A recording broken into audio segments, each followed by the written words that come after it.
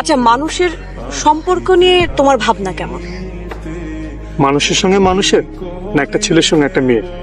ছেলে এবং মেয়ে, মানে প্রেমের। পাওলো কোয়েলহো বলেছেন, love is the force that transforms and improves the soul of the world.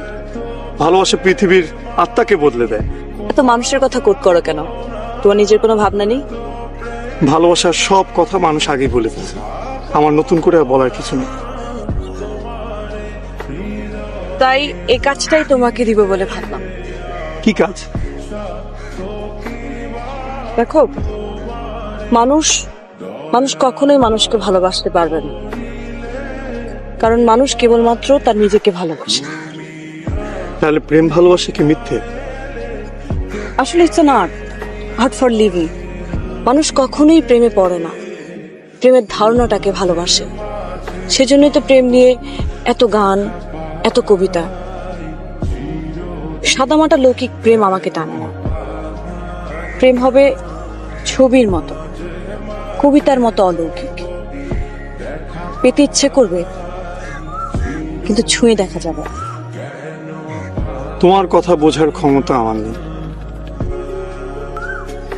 তুমি সবসময় বলো না, একটা গান শোনাই পেন্টার, আপনি খুব সুন্দর। কথাগুলো খুব সাধারণ, কিন্তু আমার ভালো লাগে। তোমার প্রকাশভঙ্গির কারণেই ভালো লাগে। তাই ভাবলাম তোমার সঙ্গে থাকা যেতে পারে।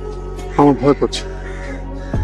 সবসময় এত গান শোনাতে চাও, সুন্দর সুন্দর বলো, তখন ভয় করে না? তখন তো ব্যাপারটা ছিল অনিশ্চিত, আবিষ্কারের উত্তেজনা ছিল। ব্যাপারটা এখনো অনিশ্চিত।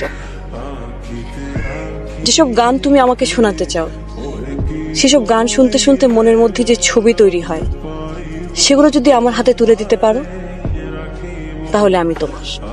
কিভাবে সম্ভব? সম্ভব। প্রেম আসলে আছে, কিন্তু অনেক গভীর, অনেক বেশি অধরা।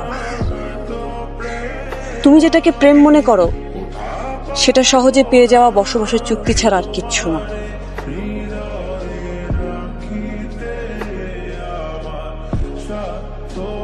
বিতস্তা, আমি কি তোমাকে ভালোবাসি বলতে পারি? বলতে ইচ্ছে করলে বলো। তোমার সাথে কি আমার প্রেম? তোমার ভাবতে ভালো লাগলে ভাবো। আমার চাই গানের ছবি। আবার দেখা হবে? হবে তো।